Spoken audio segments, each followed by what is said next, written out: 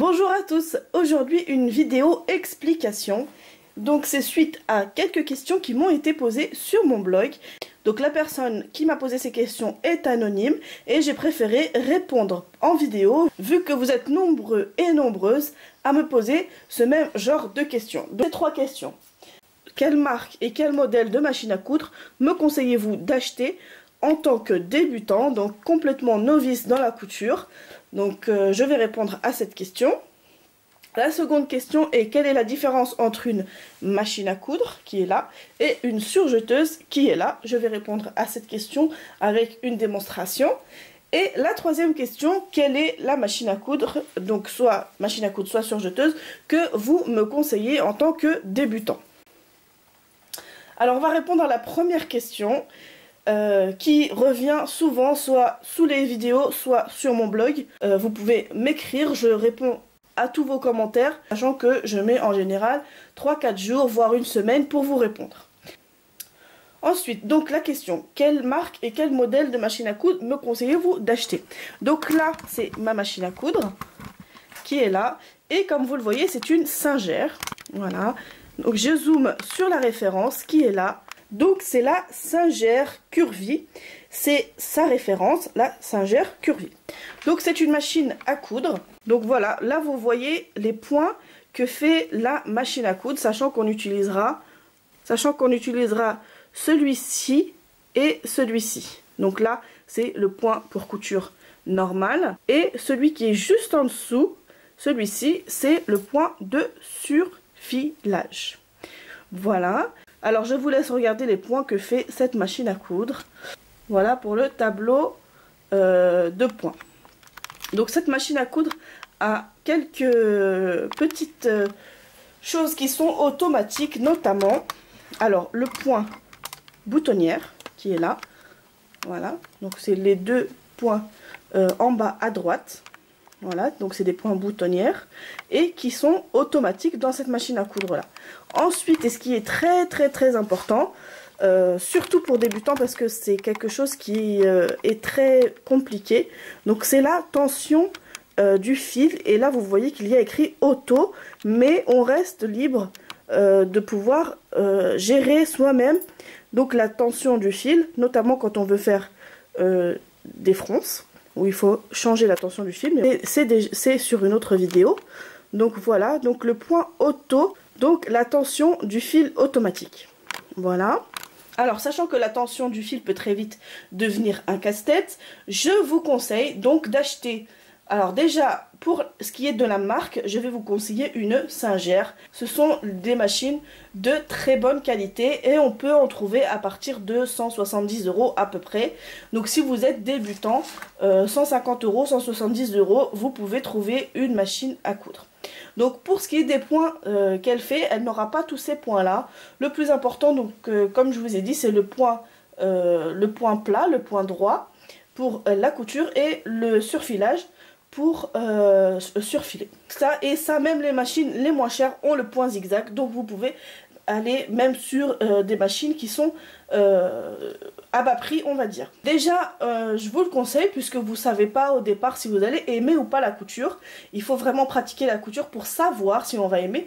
Donc n'investissez pas énormément au départ, juste pour savoir si vous aimez ou pas. Ensuite, de toute façon, si vous aimez ça, si vous aimez la couture et que vous faites des œuvres, vous allez peut-être monter en gamme et ça sera un investissement vu que quand on achète une machine 300 ou 400 €, pour faire juste ses rideaux ou juste des ourlets, eh bien c'est pas rentable. Alors que si on prend une machine 300 ou 400 € et qu'on fait vraiment nos vêtements avec, qu'on va travailler avec, eh bien elle va devenir rentable cette machine à coudre.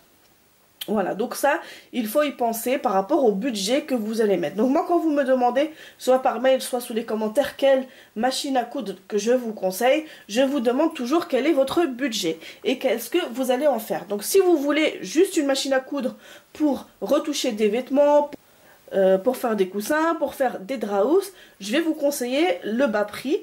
mais une singère forcément, vu que ça va, c'est des machines qui en général on n'a pas de problème avec, parce que avoir des problèmes sur sa machine à coudre, ça peut très vite devenir extrêmement agaçant, et on peut détester la couture. On va détester la couture par la suite parce que la machine vraiment nous agace et nous énerve. C'est ce que j'ai vécu moi avant d'acheter une singère. J'avais une autre marque dont je tairai le nom.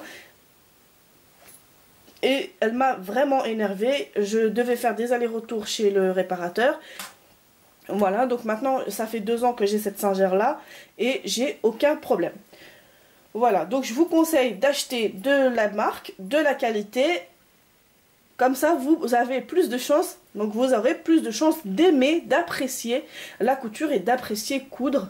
Voilà, donc pour ce qui est quel modèle de machine à coudre j'utilise, je vous conseille, si vous voulez juste faire des retouches, des ourlets, etc., donc prendre les bas prix. Et si vous voulez vraiment faire de la couture et que vous aimez faire de la couture, je vous conseille celle-ci qui est très bien. Ou en tout cas, si vous ne prenez pas celle-ci, prenez une machine à coudre avec tension du fil automatique. Voilà.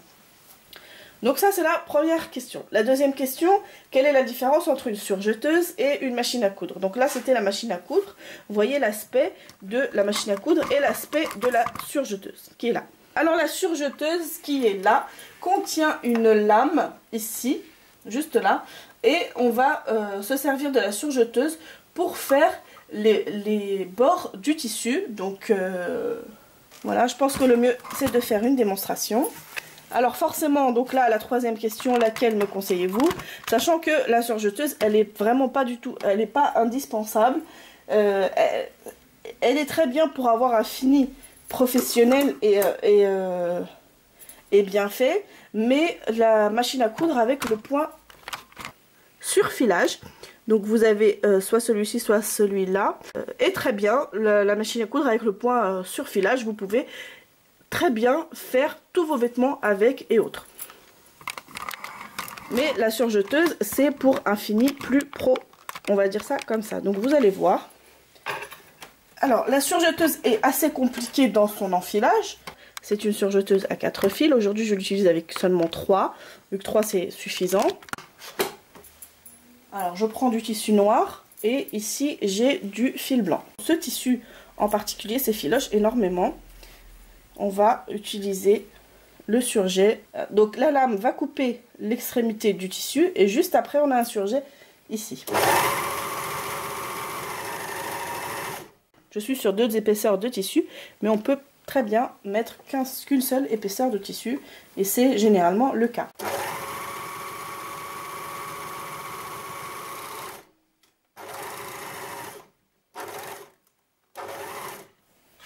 Voilà. Donc vous voyez ici la surjeteuse, ce qu'elle fait, c'est ceci. Donc c'est un fini propre. Donc, parce qu'il est coupé et juste après il est protégé, donc surjeté, et donc plus professionnel on va dire. Mais voilà, là on va passer à la machine à coudre. Je vais vous montrer de l'autre côté. Donc là c'est du fil noir par contre. Voilà, je vais vous montrer de l'autre côté comment ça se passe.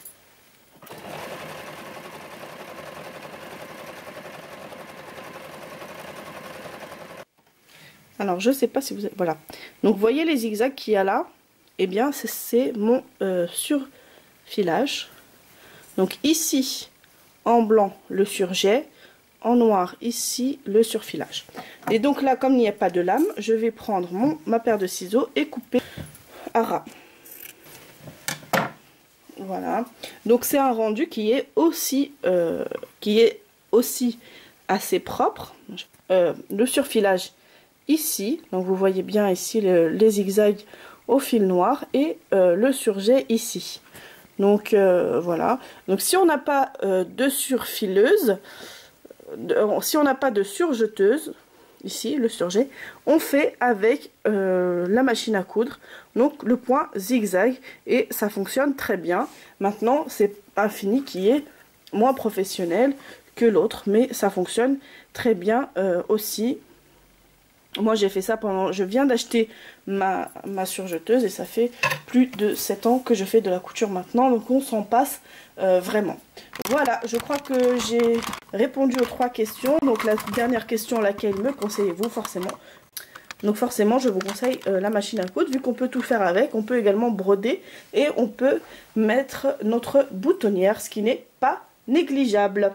Voilà, donc j'espère avoir répondu à vos questions, très cher anonyme, vu que je ne connais pas votre prénom. Je vous dis à bientôt pour d'autres vidéos. Comme je vous l'ai dit, il va y avoir une série de vidéos sur la machine à coudre et comment l'utiliser. Voilà, à très bientôt!